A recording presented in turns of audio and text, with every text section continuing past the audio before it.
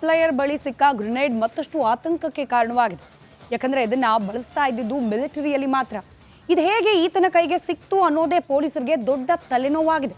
ಈ ಬಗ್ಗೆ ಒಂದು ವರದಿ ನಿಮ್ಮ ಮುಂದೆ.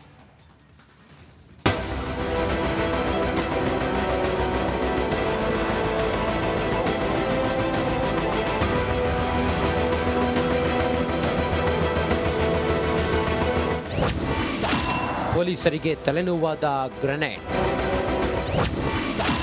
ಮಿಲಿಟರಿಯಲ್ಲಿ ಬಳಸೋದು ಸಿಕ್ಕಿದ್ದು ಹೇಗೆ? ಈ ಸ್ಫೋಟಕ ಬೆಂಗಳೂರಿಗೆ ಬಂದಿದ್ದು ಹೇಗೆ? ಇತ್ತೀಚೆಗೆ ಬೆಂಗಳೂರಿನ ಥಣಿಸಂದ್ರದ ಶ್ರೀದೇವಿ ವೈಭವ್ ಹೋಟೆಲ್ನಲ್ಲಿ ಅಬ್ದುಲ್ ಸಪ್ಲೈಯರ್ ಆಗಿ ಕೆಲಸ ಮಾಡ್ತಿದ್ದ. ಸಪ್ಲೈಯರ್ ಅಬ್ದುಲ್ ರೆಹಮಾನ್ ಬಳಿ ಒಂದು ಗ್ರೆನೇಡ್ ಸಿಕ್ಕಿತ್ತು. ಇದೇ ಗ್ರೆನೇಡ್ ಇದೀಗ ಸಂಪಿಗೆಹಳ್ಳಿ ಪೊಲೀಸರಿಗೆ ಬಹುದೊಡ್ಡ ತಲೆಬಿಸಿ ತಂದಿದೆ.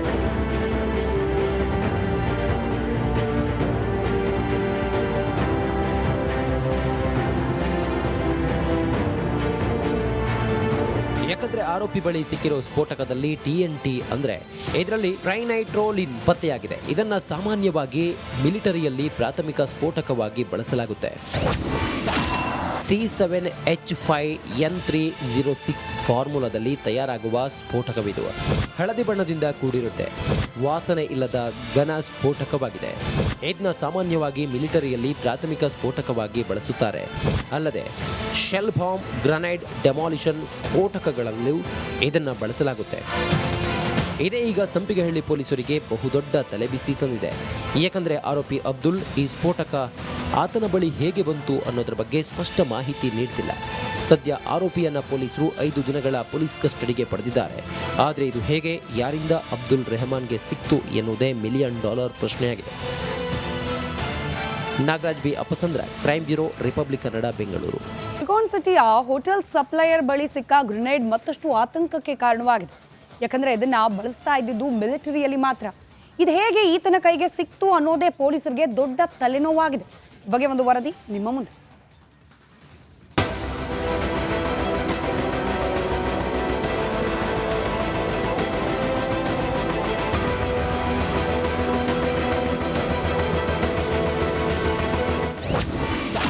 ಪೊಲೀಸರಿಗೆ ತಲೆನೋವಾದ ಗ್ರೆನೇಡ್ ಮಿಲಿಟರಿಯಲ್ಲಿ ಬಳಸೋದು ಸಿಕ್ಕಿದ್ದು ಹೇಗೆ? ಈ ಸ್ಫೋಟಕ ಬೆಂಗಳೂರಿಗೆ ಬಂದಿದ್ದು ಹೇಗೆ? ಇತ್ತೀಚೆಗೆ ಬೆಂಗಳೂರಿನ ಥಣಿಸಂದ್ರದ ಶ್ರೀದೇವಿ ವೈಭವ್ ಹೋಟೆಲ್ನಲ್ಲಿ ಅಬ್ದುಲ್ ಸಪ್ಲೈಯರ್ ಆಗಿ ಕೆಲಸ ಮಾಡ್ತಿದ್ದ. ಸಪ್ಲೈಯರ್ ಅಬ್ದುಲ್ ರೆಹಮಾನ್ ಬಳಿ ಒಂದು ಗ್ರೆನೇಡ್ ಸಿಕ್ಕಿತ್ತು. ಇದೇ ಗ್ರೆನೇಡ್ ಇದೀಗ ಸಂಪಿಗೆಹಳ್ಳಿ ಪೊಲೀಸರಿಗೆ ಬಹುದೊಡ್ಡ ತಲೆಬಿಸಿ ತಂದಿದೆ.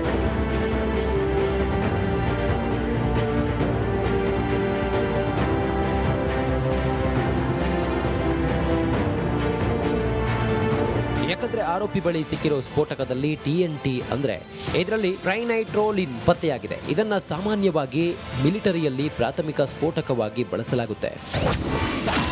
C7H5N306 ಫಾರ್ಮುಲಾದಲ್ಲಿ ತಯಾರಾಗುವ ಸ್ಫೋಟಕವಿದು. ಹಳದಿ ಬಣ್ಣದಿಂದ ಕೂಡಿರುತ್ತೆ. ವಾಸನೆ ಇಲ್ಲದ ಘನ ಸ್ಫೋಟಕವಾಗಿದೆ. ಇದನ್ನ ಸಾಮಾನ್ಯವಾಗಿ ಮಿಲಿಟರಿಯಲ್ಲಿ ಪ್ರಾಥಮಿಕ ಸ್ಫೋಟಕವಾಗಿ ಬಳಸುತ್ತಾರೆ. ಅಲ್ಲದೆ ಶೆಲ್ ಬಾಂಬ್, ಗ್ರೆನೇಡ್, ಡೆಮಾಲಿಷನ್ ಸ್ಫೋಟಕಗಳಲ್ಲೂ ಇದನ್ನ ಬಳಸಲಾಗುತ್ತೆ. ಇದೇ ಈಗ ಸಂಪಿಗೆಹಳ್ಳಿ ಪೊಲೀಸರಿಗೆ ಬಹುದೊಡ್ಡ ತಲೆಬಿಸಿ ತಂದಿದೆ. ಯಾಕಂದ್ರೆ ಆರೋಪಿ ಅಬ್ದುಲ್ ಈ ಸ್ಫೋಟಕ ಆತನ ಬಳಿ ಹೇಗೆ ಬಂತು ಅನ್ನೋದ್ರ ಬಗ್ಗೆ ಸ್ಪಷ್ಟ ಮಾಹಿತಿ ನೀಡ್ತಿಲ್ಲ. ಸದ್ಯ ಆರೋಪಿಯನ್ನ ಪೊಲೀಸರು 5 ದಿನಗಳ ಪೊಲೀಸ್ ಕಸ್ಟಡಿಗೆ ಪಡೆದಿದ್ದಾರೆ. ಆದರೆ ಇದು ಹೇಗೆ, ಯಾರಿಂದ ಅಬ್ದುಲ್ ರೆಹಮಾನ್ಗೆ ಸಿಕ್ತು ಎನ್ನುವುದೇ $1 ಮಿಲಿಯನ್ ಪ್ರಶ್ನೆಯಾಗಿದೆ.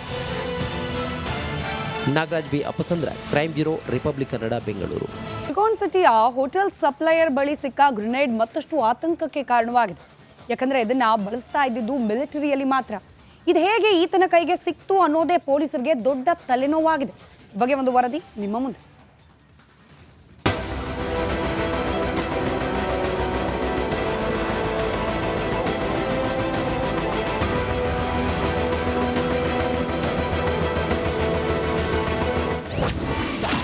ಪೊಲೀಸರಿಗೆ ತಲೆನೋವಾದ ಗ್ರೆನೇಡ್ ಮಿಲಿಟರಿಯಲ್ಲಿ ಬಳಸೋದು ಸಿಕ್ಕಿದ್ದು ಹೇಗೆ? ಈ ಸ್ಫೋಟಕ ಬೆಂಗಳೂರಿಗೆ ಬಂದಿದ್ದು ಹೇಗೆ? ಎಸ್, ಇತ್ತೀಚೆಗೆ ಬೆಂಗಳೂರಿನ ಥಳಿಸಂದ್ರದ ಶ್ರೀದೇವಿ ವೈಭವ್ ಹೋಟೆಲ್ನಲ್ಲಿ ಅಬ್ದುಲ್ ಸಪ್ಲೈಯರ್ ಆಗಿ ಕೆಲಸ ಮಾಡ್ತಿದ್ದ. ಸಪ್ಲೈಯರ್ ಅಬ್ದುಲ್ ರೆಹಮಾನ್ ಬಳಿ ಒಂದು ಗ್ರೆನೇಡ್ ಸಿಕ್ಕಿತ್ತು. ಇದೇ ಗ್ರೆನೇಡ್ ಇದೀಗ ಸಂಪಿಗೆಹಳ್ಳಿ ಪೊಲೀಸರಿಗೆ ಬಹುದೊಡ್ಡ ತಲೆಬಿಸಿ ತಂದಿದೆ.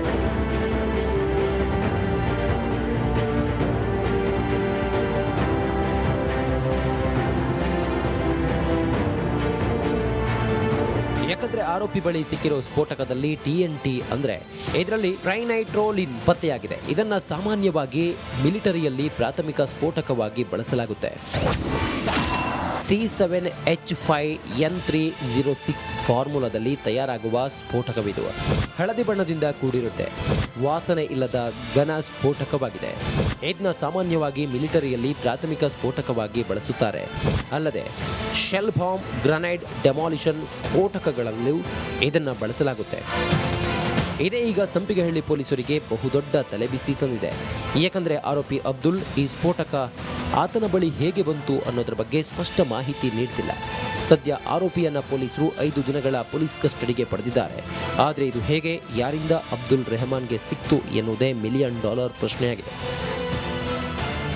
Nagaraj B Apasandra, crime bureau, Republic Kannada, Bengaluru. Silicon ಸಿಟಿಯ ಹೋಟೆಲ್ ಸಪ್ಲೈಯರ್ ಬಳಿ ಸಿಕ್ಕ ಗ್ರೆನೇಡ್ ಮತ್ತಷ್ಟು ಆತಂಕಕ್ಕೆ ಕಾರಣವಾಗಿದೆ. ಯಾಕಂದ್ರೆ ಇದನ್ನ ಬಳಸ್ತಾ ಇದ್ದಿದ್ದು ಮಿಲಿಟರಿಯಲ್ಲಿ ಮಾತ್ರ. ಇದು ಹೇಗೆ ಈತನ ಕೈಗೆ ಸಿಕ್ತು ಅನ್ನೋದೇ ಪೊಲೀಸರಿಗೆ ದೊಡ್ಡ ತಲೆನೋವಾಗಿದೆ. ಈ ಬಗ್ಗೆ ಒಂದು ವರದಿ ನಿಮ್ಮ ಮುಂದೆ.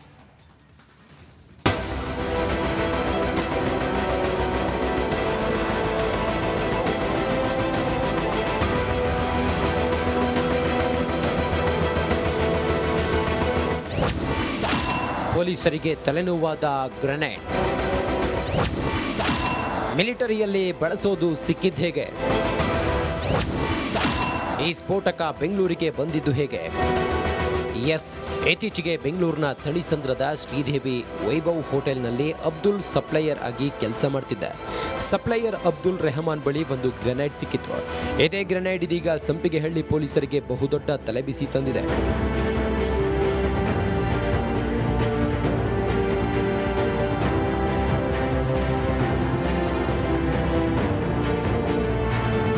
ಯಾಕಂದ್ರೆ ಆರೋಪಿ ಬಳಿ ಸಿಕ್ಕಿರೋ ಸ್ಫೋಟಕದಲ್ಲಿ TNT ಅಂದ್ರೆ ಇದರಲ್ಲಿ ಟ್ರೈನೈಟ್ರೋಲಿನ್ ಪತ್ತೆಯಾಗಿದೆ. ಇದನ್ನ ಸಾಮಾನ್ಯವಾಗಿ ಮಿಲಿಟರಿಯಲ್ಲಿ ಪ್ರಾಥಮಿಕ ಸ್ಫೋಟಕವಾಗಿ ಬಳಸಲಾಗುತ್ತೆ.